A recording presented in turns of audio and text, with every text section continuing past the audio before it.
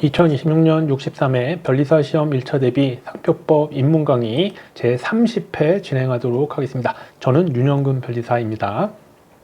자, 30회 강의에서는 우리가 이제 어떤 걸 배울 거냐면, 우리가 이제 등록 요건을 우리 앞에서 계속 배웠죠. 등록 요건 5단계.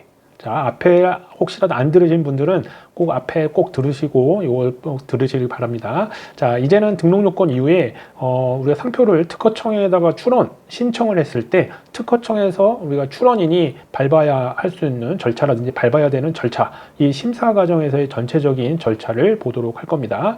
그리고 그 절차를 이제 순서대로 쭉 볼 건데요. 절차 중에 시험에 잘 나오는 것 중에 하나가 보정과 요지 변경이라는 걸 볼 겁니다. 보충과 정정, 주로 이게 수정하는 걸 보정이라고 하거든요. 그래서 절차 파트에서는 시험에 많이 나오진 않지만 그게 많이 나오는 게 딱 두세 개 정해져 있습니다. 많이 나온다고 해도 몇 년에 한 번, 뭐 요 정도고요.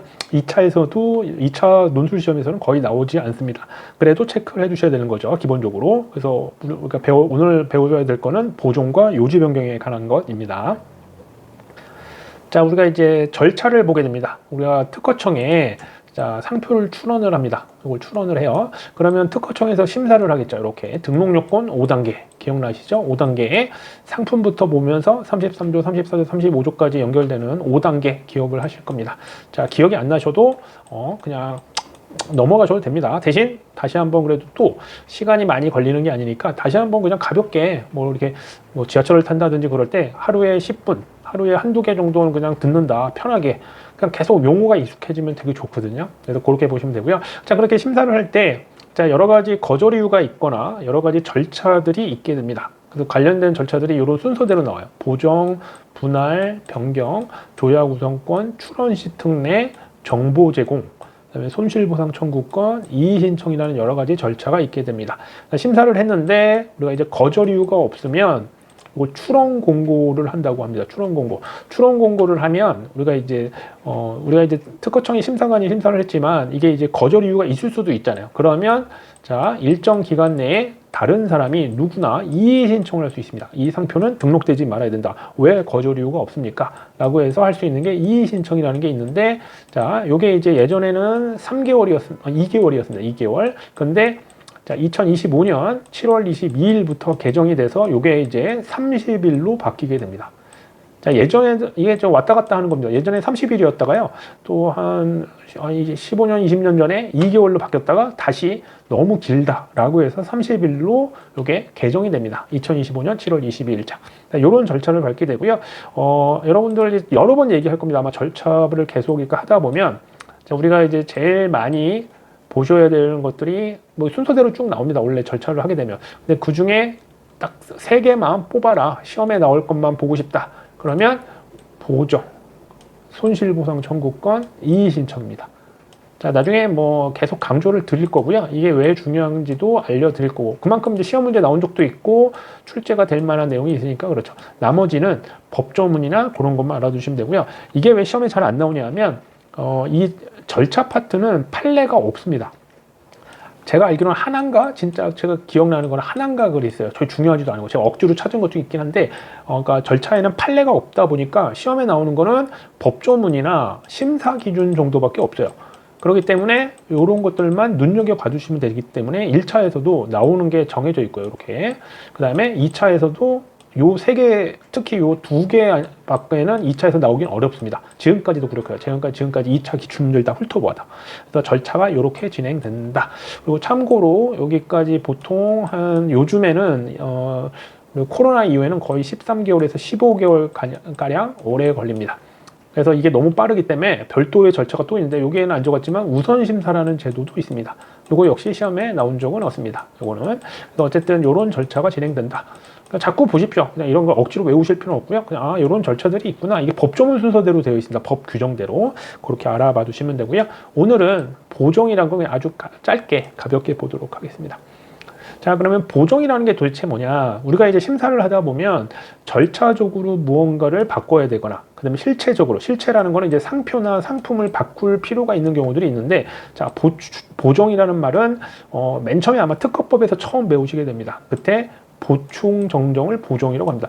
이게 이제 수정이라고 해도 되고 여러 가지 되는데 이게 약간 일본식 용어가 들어와서 그래요. 우리가 이제 법제 우리가 이제 일제시대 때 약간 일본의 어떤 그 형식적인 거 가져왔고, 이제 우리가 해방되고 나서는 1947년 뭐 이런 데 이후에는 스스로 했지만 그냥 억지로 만들기 어렵잖아요. 그러니까 일본의 어떤 그런 거를 그대로 이용할 수밖에 없기 때문에 용어들이 뭐 현재도 그런 것도 많지만 약간 일본식 용어들이 되게 많아요. 그래서 수정한다 이런 말 되는데 보정이란 말 잘 안 쓰잖아요. 근데 보충 정정을 보통 우리가 수정하는 걸 보정을 이제 보통 묶어서 얘기를 하는 겁니다. 그래서 우리가 보정해야 된다 그러면 이게 좀 절차적으로 뭐 서류가 안 냈거나 그러면 보정해라 이렇게 나오면 이런 것들이고, 그다음에 시험에 나올 만한 것들이 그나마 실체적인 거, 주로 이제 상표를 좀 수정할 필요가 있는 게 있습니다. 그래서 상품을 어떻게 수정하냐 이런 것들은 지금 하면 되게 좀 복잡하니까 이런 게 있고요. 상표는 거의 보정을 할 수 없습니다. 할 수는 있는데 법률적으로 저도 지금까지 상표를 보정한 적이 손가락에 뽑을 정도로 몇 번 없습니다. 할 수는 있습니다. 근데 웬만하면 안 합니다.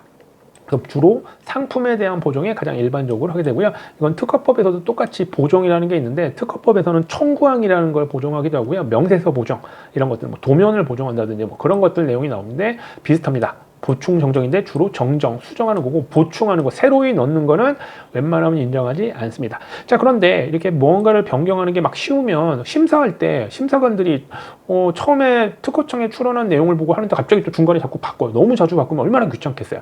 그래서 만들어진 게 뭐냐면 요지 변경이란 말이 있습니다. 요지 변경이라는 거는, 자, 처음에 출원을 한 걸 기준으로 합니다. 그러면 처음에 출원한 내용에서 동일하거나 범위가 작아야 합니다. 더 확대되거나 그러면 이거는 보충하거나 늘어나는 거기 때문에 인정을 안 합니다. 그러면 요지 변경이 됐다 합니다. 중요한 부분이 바뀌었다. 그래서 요지 변경이 되면 보정 자체를 인정 안 합니다. 그러면 보정이 각하라는 게 돼요. 각하라는 건 이제 아예 방식적인 걸 인정 안 한 걸 주로 각하라는 표현을 쓰거든요. 심판 또는 이제 우리 소송을 하게 되면 각하란 말을 쓰는데, 자, 요지 변경이라는 말은 뭐라고요? 처음에 최초 출원의 내용에서 범위가 같지 않거나 작아야 되는데 이걸 더 확대한다거나 전혀 다른 내용으로 바꾸면 요지 변경이라고 해서 보정을 인정을 안 하게 됩니다. 그래서 상품의 경우에 주로 동일하거나 범위가 작아질 수 있는데 상표는 동일해야 됩니다. 그래서 이런 것들을 기준으로 하는데, 하나 마지막으로 말씀드릴게요. 보정 얘기가 나오잖아요. 그럼 무조건 요지 변경이 아니어야 된다. 항상 까먹지 마시고요. 얘네 둘이는 같이 다닙니다. 보정을 내가 해야 된다. 보정을 해야 되는 순간이다. 그럼 어떤 조건을 만족해야 돼요? 요지 변경이 아니어야 된다.